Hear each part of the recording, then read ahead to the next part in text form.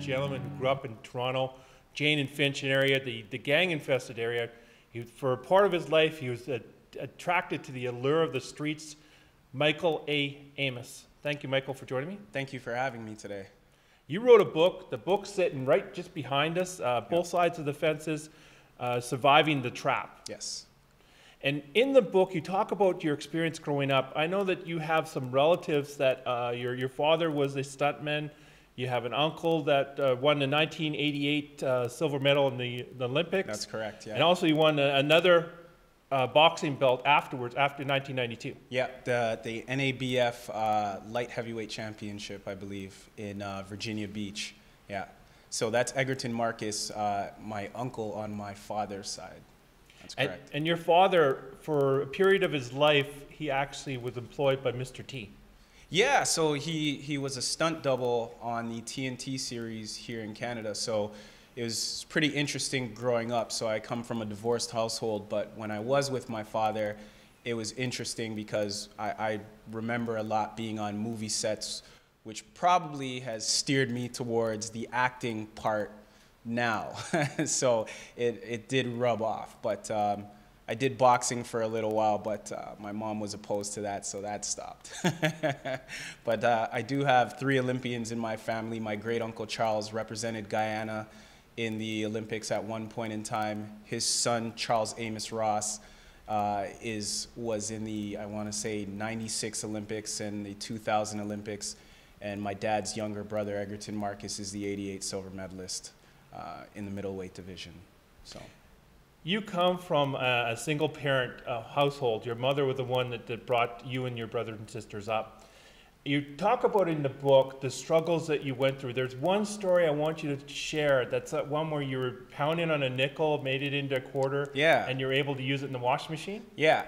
So I think the mentality that develops as a kid in an underprivileged area is one of survival. So the story that you're referring to, I remember our washing machine broke, and you know, at the time it couldn't have been more than $150 to a $200 repair. But at the time, that was a world of money, especially when you're a 7 or 8 year old kid, or you know, a little bit younger, or a little bit, sorry, I was a little bit older than that. I remember finding nickels on my mother's dresser and thinking, why can't I make money stretch? Why can't I make it grow? So we had this big concrete slab in front of my house.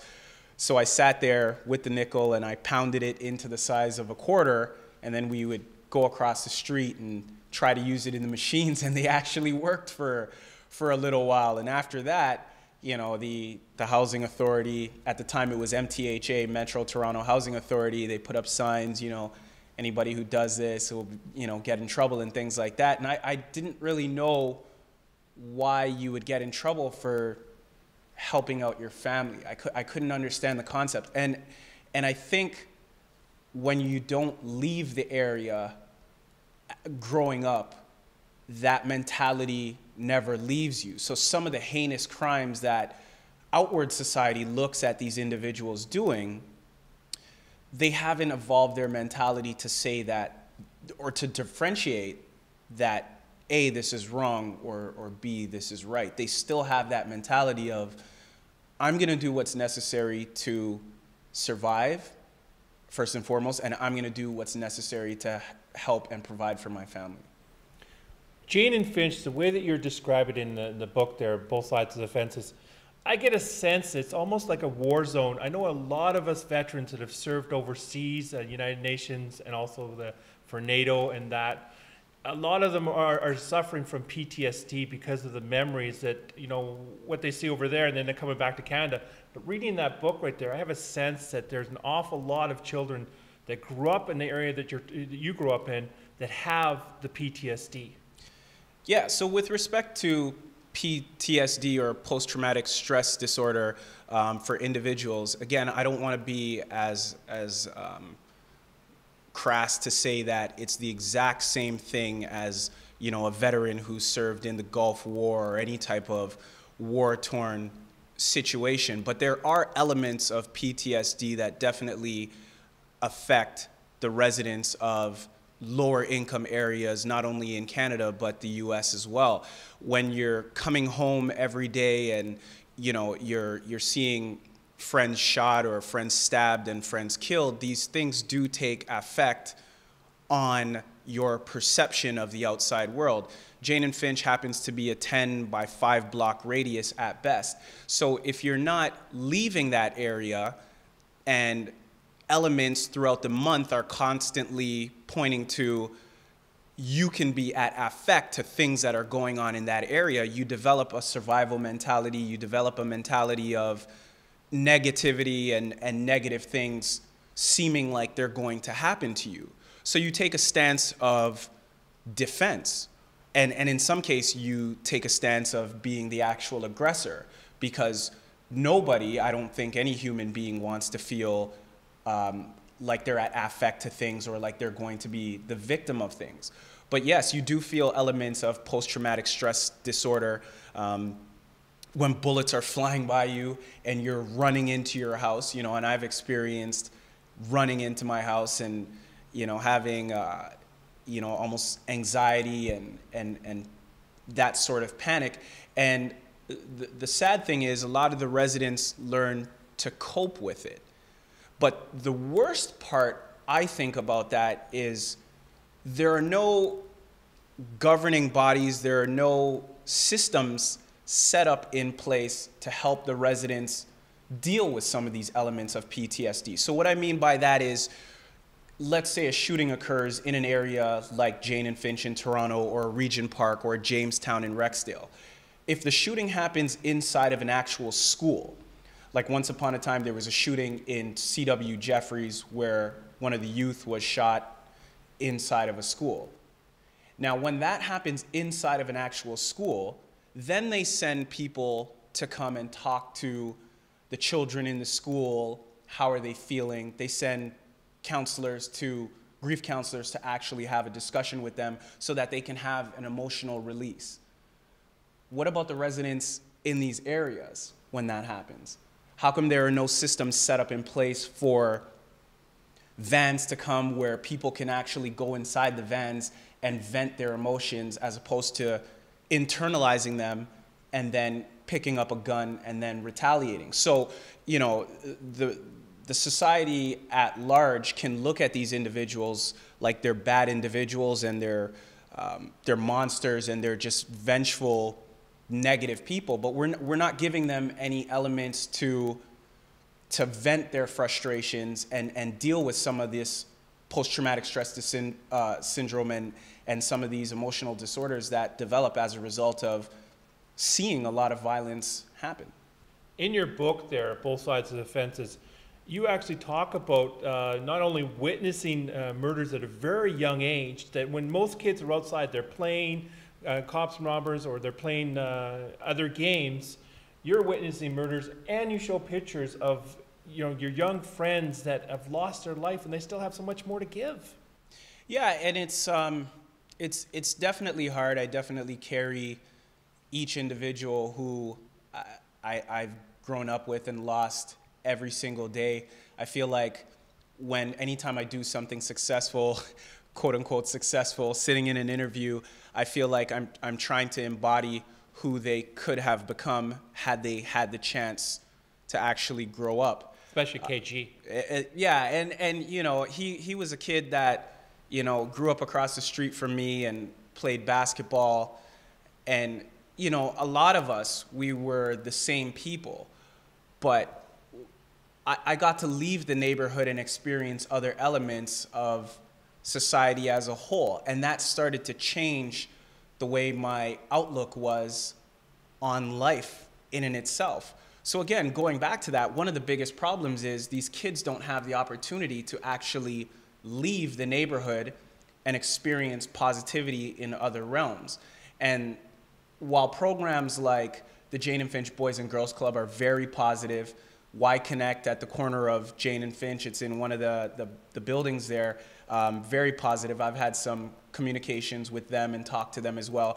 These are programs that get kids off the streets, but A, they're underfunded, and B, they're not funded to the point where kids can have actual excursions outside of the neighborhood, which will help shape their view of the entire world, or at least Toronto as a whole. Some of these kids haven't left that 10 by 5 block radius of Jane and Finch. So their mentality and their philosophy on life is shaped by a 10 by 5 block radius.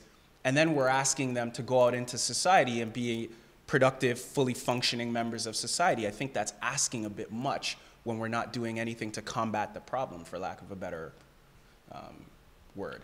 And the profits off your book there, they're going to be donated over to the Boys and Girls Club for Jane and Finch. Yeah, so that's correct. So I'm very excited about that. So far we've raised, I want to say, just over $2,000 off the proceeds of all the books. Every single book, the proceeds are going to the Jane and Finch Boys and Girls Club. And what I had in mind for that is, A, to donate a check, but the allocation of those funds is going to go towards taking these kids on an excursion outside Toronto. So what I'm going to do is I'm going to coordinate with the University of Western or Huron College out in London, Ontario, to try to get the kids to go to one of the events there, like the football game, like the homecoming game. Because there's nothing quite like being a kid and going onto a university campus and seeing what student life is like, what Greek life is like on a campus. I know I went down to the US on scholarship, and I was mind blown when I got down there. I said, you know, I didn't even know you could live like this. You know, you get 3 square meals a day as a kid, and coming from the trap like Jane and Finch, that's, you know, that's more than most people. You struggle to even have 2 meals a day at Jane and Finch, as you're pointing, you're in your book there. Yeah, and sometimes, you know, my mom always did what she could to provide for us, but she was always working 2 or 3 jobs. You know, there were times where we had to go to the food bank to get, you know, more food and things like that. And, you know, university provides a situation where it cultivates things like creativity and things like your philosophy on life overall, and it does a really good job of that. And I'm not saying that every kid is going to make it through the university or the education system as a whole, but we need to at least give them the chance and give them options to see something different than just the immediate Jane and Finch area, their respective Jane and Finch area. As you're talking about there, we have to remember during the mayor race last year that they mentioned that 24% of the youth unemployment rate here in Toronto. So probably that's why a certain percentage of the youth has felt like society has ignored them. You yourself, you're able to go down to the United States, get the education, come back to Canada. You're able to move out of the government housing over to London. And now you've gotten involved within the movie industry. In 2004, with the first project you're involved with, Meg Ryan was the star in that. Against the Ropes. Yeah, that's correct. And I think I've always been more of a science kind of a guy, and but you know, I do have that part of my father's side of the family where I'm very athletic and very outgoing.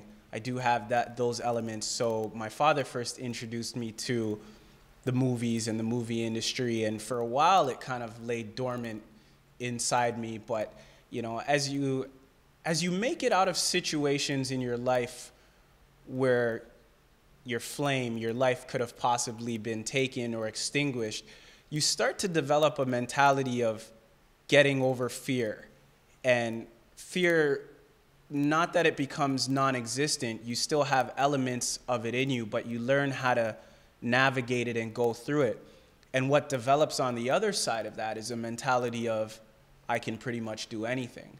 So you see individuals like Kanye West, who's a famous rapper, and he was in a traumatic car accident. And prior to that, he was always a really extremely talented movie producer. But it seemed like after that single event where he didn't die in that traumatic car crash, he felt like, I have these gifts and I want to give them to the world, and I'm not afraid of anything, because if it was my time to go, it would have been my time to go. Same with the story of 50 Cent. There's so many stories of that. And I think growing up in the neighborhood I did, where you face so many elements of fear, so many elements of death around, when it doesn't happen, you develop this mentality of, I fully understand when it's my time to go, I'm gonna go, but until then, I'm gonna give the world every piece of my gifts and leave something behind. A lot of people feel like when they die, they don't leave anything behind. And that's the entire opposite of what happens in this world, in this time and space. There was a guy named Jesus, something like 2,000 years ago, and his name still carries on.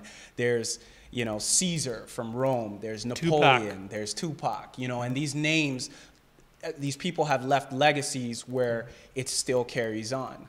You know, I feel like doing movies and my books, these are parts of me that when I'm no longer here, somebody can borrow pieces of my brains, borrow pieces of my perspective, and perhaps do a little bit better than I did at a little bit earlier of a stage than I did. So that's what's developed in me now. So that's why I'm pretty gung-ho on, you know, getting into the movie industry and writing as a hobby as well. And, you know, I continue to want all the proceeds of Both Sides of the Fence, Surviving the Trap, my first book, and the follow-up of the 2019 release, Both Sides of the Fence, Searching for Success, which I'm working on right now, all the proceeds to go to, you know, the Jane and Finch Boys and Girls Club continually.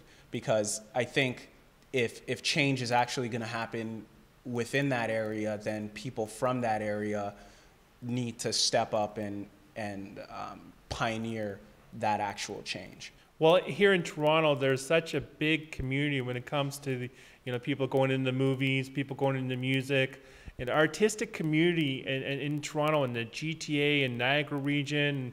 We're talking all the way over to Ottawa and that. It's just huge. There's so many opportunities in Ontario. Can you give your website real quick? Because there's a lot more information on your website that I think people should go check out. They may have some questions. I highly suggest reading the book. I've read the book. Thank you. You know, and I'm telling people, go read the book because there's a lot of stuff we didn't cover. I think it's extremely important for people to see what it was like in that area, in government housing, in regards to Toronto, and what areas that we really need to improve upon, because you kept pointing out, this is what's happening, this is what we need to repair the situation. Yeah, and you know, I want the book to affect positive change. So that's why all the proceeds are going to the Jane and Finch Boys and Girls Club. If I had one wish for the book, it would be adopted as text for the Toronto Police Services, for the Ontario Police Services, for, you know, most of the police services in Canada, so that at least they could learn what the mentality of a kid coming out of these situations are and why. So my website is www.michaelaaamos.com, and underneath the author section, you can read a brief synopsis of the book. You can click on a picture of the book and read an excerpt from the actual chapter, but you can find out more about the book from there. For the generation that's on social media, I'm on Twitter at Michael A. Amos 1, and the same is for my Instagram at Michael A. Amos 1. So you can follow me there and just follow along the journey and follow along the process. Looking forward to more stuff coming from you. I know there's some projects that you're involved with movie-wise. They're going to be coming out next year. Correct. I'm really looking forward to all that. You know, thank you, Michael, for your time. Thank you very much for your time today.